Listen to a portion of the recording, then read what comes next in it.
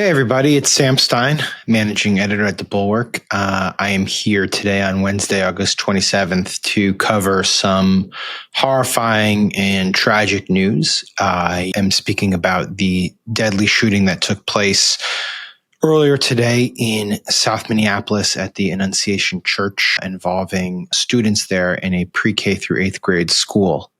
This is, part of the American fabric at this point, frankly, that we have school shootings. I think this one in particular, though, stands out because it is the day that these kids went back to school. And that's just horrifying. The numbers are grisly, as these things always are. In this case, the police chief who briefed reporters after the shooting happened said that 2 children are dead. Kids are 8 and 10. The police chief said that they were shot in the pews. The shooter also is dead. The shooter is believed to be a male in his early 20s. He had a rifle, a shotgun, and a pistol, according to the police chief. On top of that, 17 people are injured. 14 of them are children. Some of the descriptions of the injuries, as documented by the Star Tribune, which is Minneapolis's newspaper, are horrifying. Gunshots to the head, people in critical condition, hospitals forced to move rapidly in emergency situations as victims came in. Some other details that just make it even worse. The shooter never actually entered the building, apparently, just shot through the windows.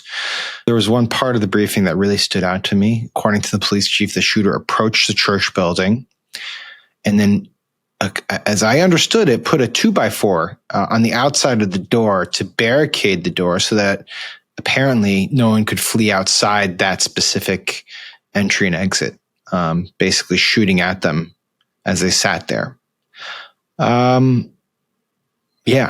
This one is really difficult to talk about because I have a kid who's 8. I have a kid who's 5. They are back to school this week. They are, they don't know what's going on, like this stuff. This isn't their reality yet, but they're aware that they have to be prepared for stuff like this. There's trainings.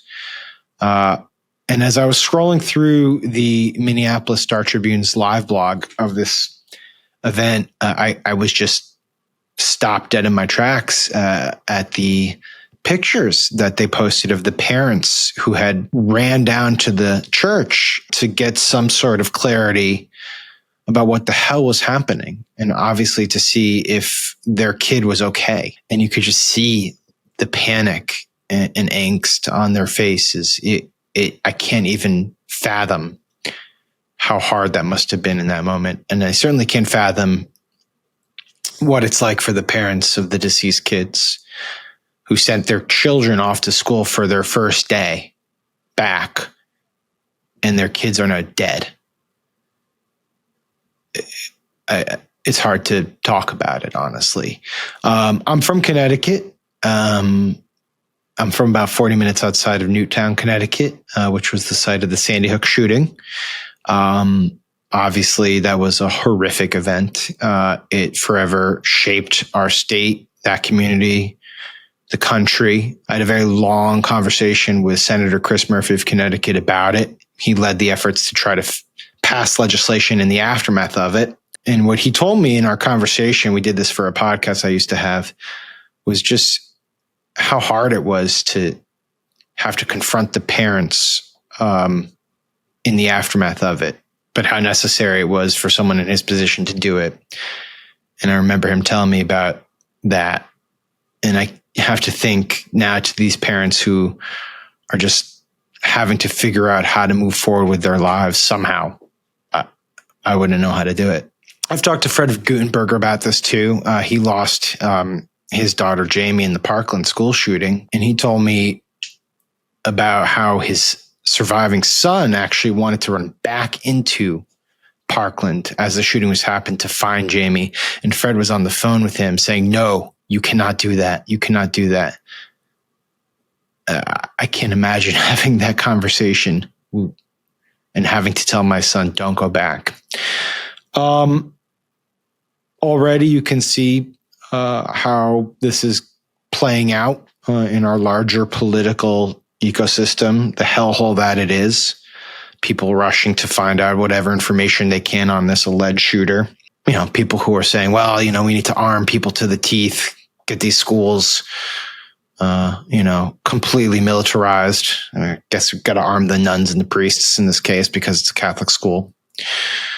Others who are saying, you know, we got to get rid of the guns. And, you know, my viewpoint is there has to be some sort of holistic conversation about this, but guns has to be a part of it. Yeah, the guy had a pistol. Sure. He shot with that and he shot with the rifle. He shot with a shotgun.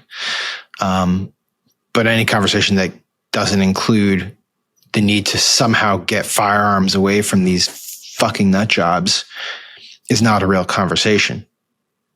So that's where I come down in it. The mayor of Minneapolis, Jacob Frey, was talking about it and obviously, you know, doing what he had to do in the moment to talk about pulling together as a community. He made the point that thoughts and prayers in this moment rings a little hollow because they were literally praying when they were shot. These were Minneapolis families. These were American families. And the amount of pain that they are suffering right now is extraordinary. And don't just say this is about thoughts and prayers right now. These kids were literally praying. It was the first week of school. They were in a church. These are kids that should be learning with their friends. They should be playing on the playground. They should be able to go to school or church in peace without the fear or risk of violence, and their parents should have the same kind of assurance. Clearly, we have a problem in this country with respect to school shootings. No other society would tolerate this.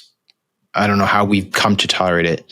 But someone said, and I forget who it was, that if the killing of those kids in Sandy Hook couldn't prompt our country to do anything about guns, and it didn't, then the debate was essentially over.